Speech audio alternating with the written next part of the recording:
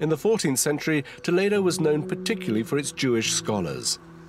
Jews used their knowledge of Arabic and Hebrew to translate scientific and philosophic works from Greece, Rome, and the Middle East.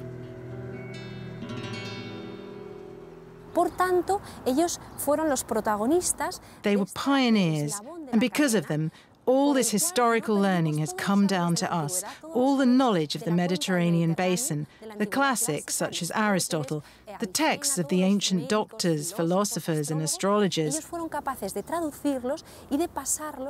These were translated and given to the European universities, which of course meant that the culture of that time survived. One of the buildings that reveals this rich mix of cultures and languages is the other synagogue in Toledo, the El Tránsito. It was dedicated in 1367 as a private house of worship for its founder, Samuel Halevi Abulafia, the treasurer of the king known as Pedro the Cruel.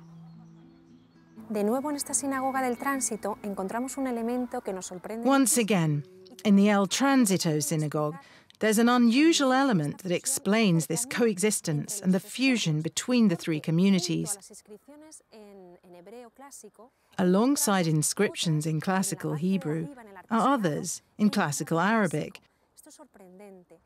This is because in Toledo, everyone understood and spoke this language. Many of the Jews that arrived from the south of Al-Andalus spoke Arabic as their mother tongue. The architecture and decoration of El Tránsito is completely different from Santa Maria la Blanca. This is a grand open prayer hall with a separate chamber for women and, at the east end, 3 niches for the Torah scrolls. Beneath the carved ceiling are the Hebrew and Arabic inscriptions, with Quranic verses and quotations from the Psalms. For wealthy Jews, the use of Islamic decoration showed their sophistication and learning.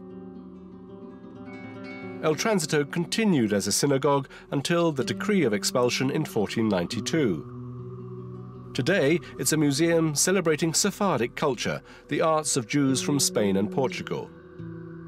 Thanks to the Inquisition, at the end of the 15th century, these Jews were dispersed across the world.